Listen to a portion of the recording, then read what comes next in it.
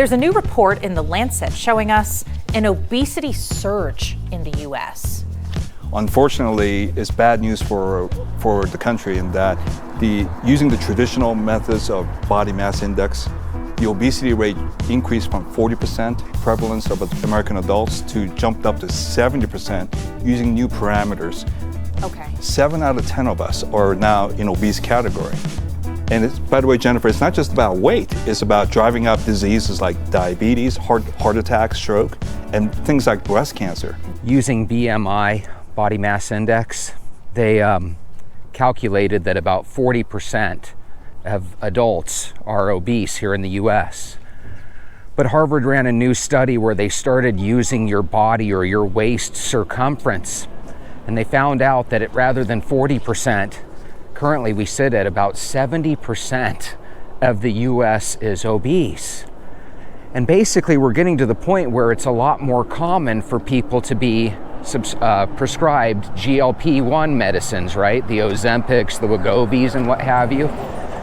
And on top of that, there's people that still take the surgical route. But my thinking is, if you're trying your darndest to avoid that stuff, then you got to join the Venters.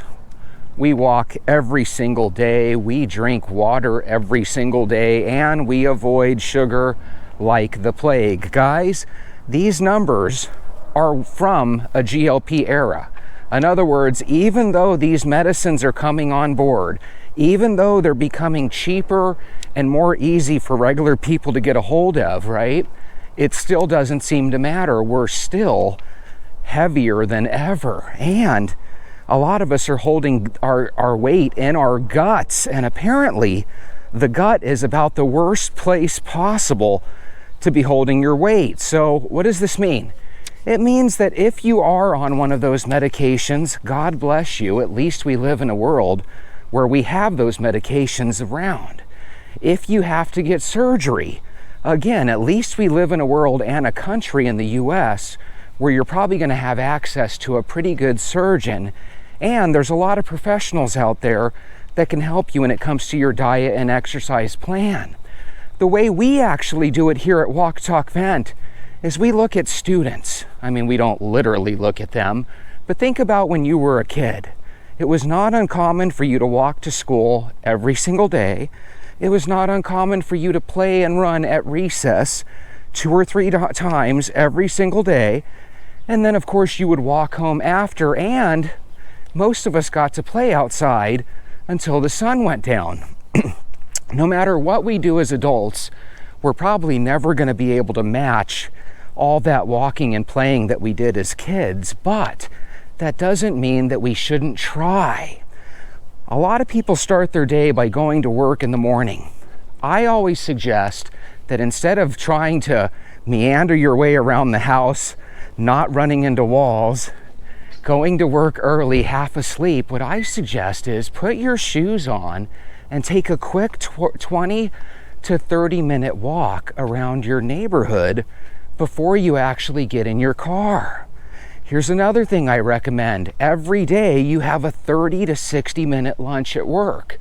Most of us eat food and just sit there at our desks. Instead of that, let's put our shoes on and let's take a 20 or 30 minute walk every day at lunch. We know this will be powerful because we can ask ourselves this one question. Over the past 3 or 4 years, if I had taken a 20-minute walk before work and another 20-minute walk at lunch, would I be as big and unhealthy as I am today? The answer is no. This is that time of year where at the evening, it's not really warm, it's actually perfect weather. Put your shoes on, grab the kids, take a daily walk. Why do I say grab the kids? Because if you can get them in a tradition or a routine of getting away from their cell phones, away from those screens, and walking with you, that would be a pretty good tradition to start. According to this new waist circumference plan out of Harvard, Okay. 7 out of 10 of us are now in obese category. And it's, by the way, Jennifer, it's not just about weight, it's about driving up diseases like diabetes, heart attack, stroke, and things like breast cancer, they go up with obesity. Tell me more about this new measurement criteria, body circumference. I'm guessing that's pretty self-explanatory, right? What you do is you measure your waistline, the biggest girth around your waist. And the key is to stay under 35 inches for the American adult women and 40 inches for the American adult male. And now that's a rough guess, rough estimate rather. And if you're above that, then you do need to see your doctor to look at possible potential therapies like medications like GLP-1 drugs or even surgery. They believe that for men, you should have a waist of 40 inches or less. And for women, you should have a waist size of about 35 inches or less.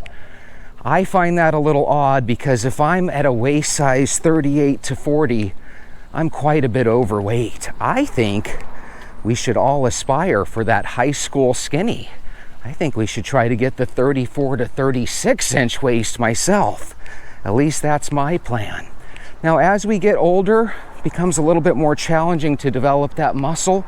Maybe we lose a little bit of that drive to go to the gym, right? But there's always things that we can do.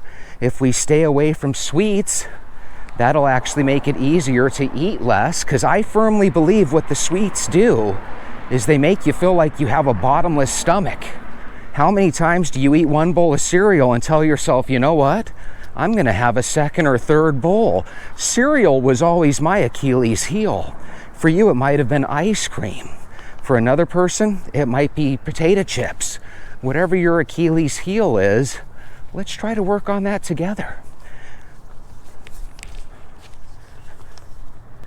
Here's another thing the study said that I thought was really crazy. 80% of adults over the age of 70 are now classified as obese.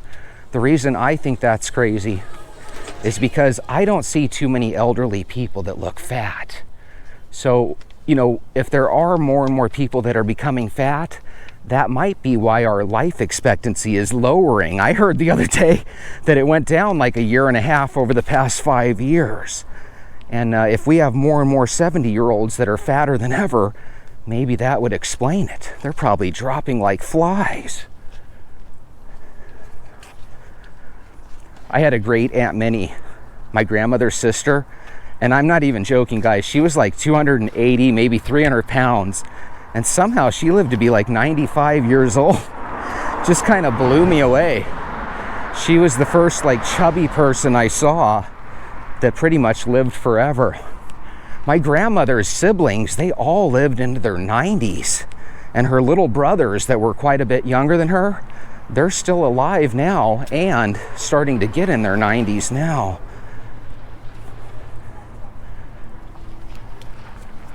That's such an amazing gift, if you think about it. Because what it really means is that if you live to be 90 or 100, it means that you were probably relatively young when you were in your 40s and 50s. Whereas conversely, if you pass away in your 60s or 70s, then I can only assume you were already pretty old in your 40s or 50s. I think we have a choice though. I think no matter how out of shape we are, we can make a plan. I always like those plans where you try to wean yourself off the bad stuff and then you try to accentuate the positive stuff, right? So, if your Achilles heel like me was the sweets, then you just try to eliminate them. I actually went from 2 donuts a night down to 1, down to none. I went from soda to sweet tea to unsweetened tea to plain old water. And I think these are things that if you try to do it immediately, it's not always the most fun. But I mean, come on, we're human beings. We are the smartest things on Earth.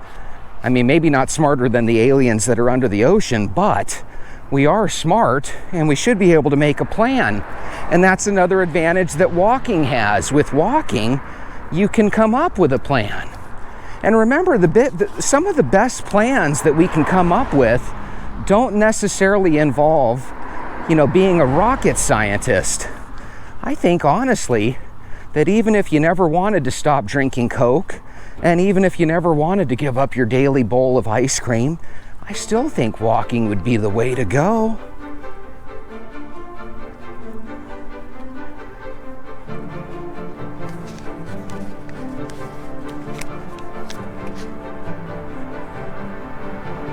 Walking is way funner when you're not holding a camera. I have been holding this 30-pound camera. Holy moly, I'm surprised I didn't become like Popeye with this super muscular arm. It's probably why I got tendonitis.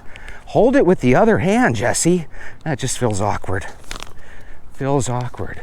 Speaking of awkward, you know, conservatives, we've always been saying that Democrats come across as like socialist and a little out there, right?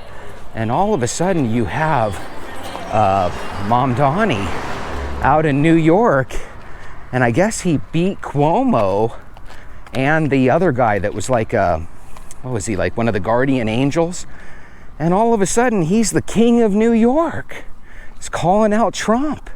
And apparently the Democrats did really good in like 3 or 4 mayor or gubernatorial races on the East Coast. I don't know. Maybe that's a sign of things to come. I thought President Trump was doing a hell of a job, but maybe some people disagree. A lot of people disagree. Oh my God. I was watching, God, what is his name? I think it's Danny Jones clips. Guys, I'm going to tell you something that's going to blow you away, because the guy that talked about it sounded like he was serious.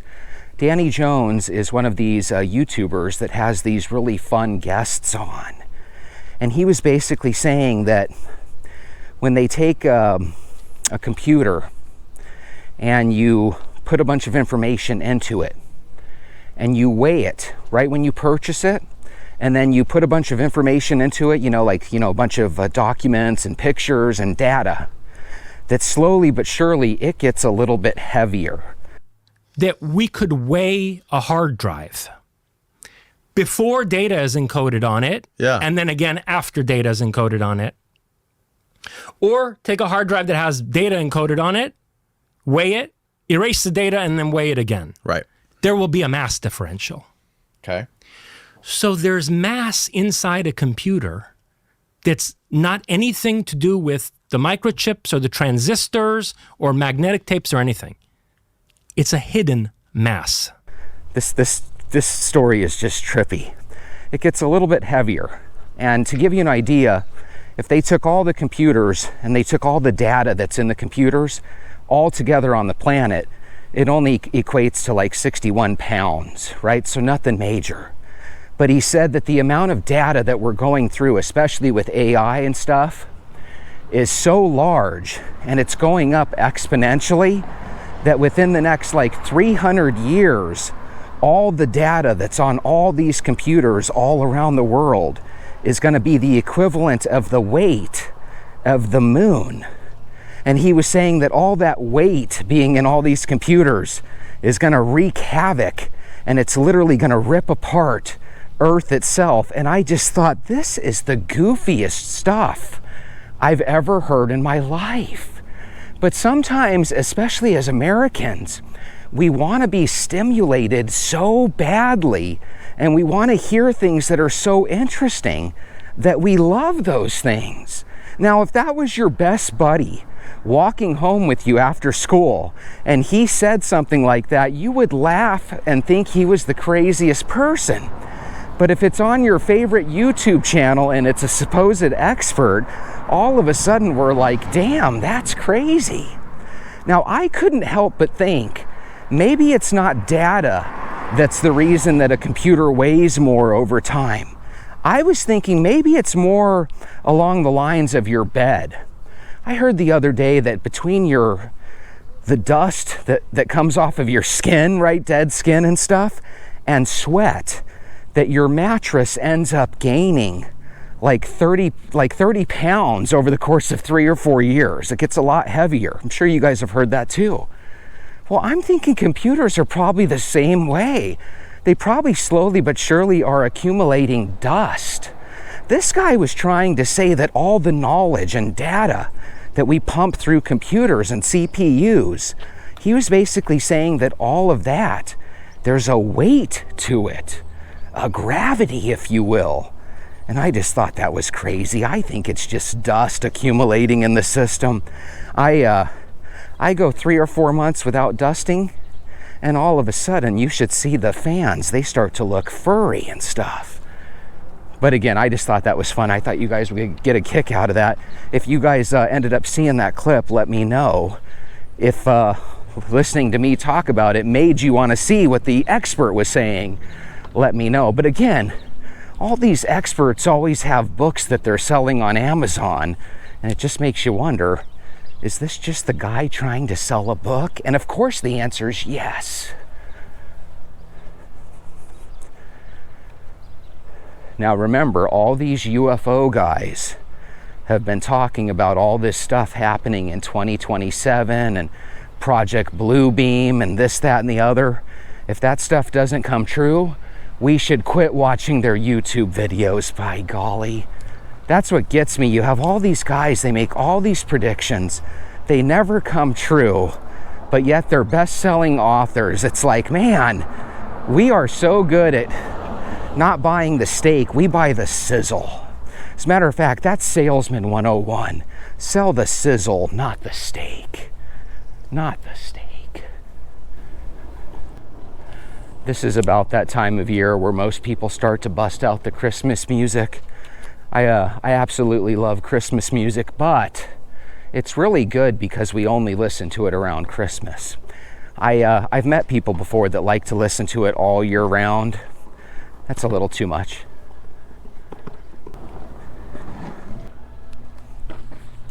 Oh my God, you guys won't believe this. So I'm talking with Mandy about my sister that I've never met. And within 48 hours, she's able to connect with a friend of a friend of a friend type situation. And all of a sudden, we figure out who my sister is.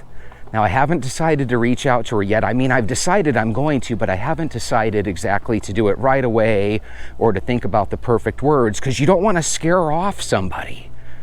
But maybe you guys down in the comments can let me know your idea. So, Mandy and I were thinking that maybe I should reach out and say something along the lines of, hey, I was kind of messing around with my genealogy report, and I found out that you and I might share somebody in common, a relative in common. Oh yeah, he's your dad, he's my dad, we're brother and sister. You know, we might go that route. Or, I don't know, do you have a better route? If you all of a sudden got a message on Facebook or a phone call or a knock at your door or a mail or a letter in your mail, what's the best way to tell somebody that, hey, I'm your long lost brother? By the way, she was like a military girl. She had like a military background. And I have a feeling that if she didn't get away from my dad and be adopted by her stepdad, she probably wouldn't have gone down that route. She might have gone down the same route my dad did, which was, you know, partying and hanging around with the wrong people. Instead, she ended up having a pretty nice military career. But anyway, isn't that kind of crazy? Remember last year I was telling you that it looks like I'm probably never going to meet her because, I don't know, my thinking was, how do you find somebody where you don't even know their last name or whatever? And Mandy was able to find her in like 48 hours. And for those of you that don't know, I always like telling you guys that I met Mandy by one of these Facebook, you know, personal apps. You know, on Facebook you can go and actually date people in your area. And with Mandy, I actually wanted to date her because of her profile. In her profile, she said a lot of stuff about you know, her faith and what have you. And she sounded like somebody that has a really strong moral compass. And it's just like, what a blessing to meet somebody. And every time we go out, we have a really fun time. And then on top of it all, to potentially get reconnected with my sister that I haven't seen. By the way, I believe my sister's in the area of like 52 or 53 years old. I'm 49, so we're talking, I've never seen my sister before. Now, wouldn't it be crazy if I reached out and she's like, drop dead, I don't want to talk to you? And that could happen. By the way, if that's ever happened to you or any family members or friends of yours, I'm sorry that that's happened. In this case, though, I think just telling her I exist, even if she didn't want anything to do with me, is still better than not. So again, I would absolutely love your thoughts, but seriously, if you think that's cool, let me know by leaving me a comment. And if you are cool, maybe hit the like button and maybe share the video or at least type it. With that being said, I meant with the words that I said today. Walk every single day, and if you need a partner, I'm him. And so are we. We're the Venters. Make sure you hit the like button. Make sure you come back tomorrow, and have a good night. I'll see you then.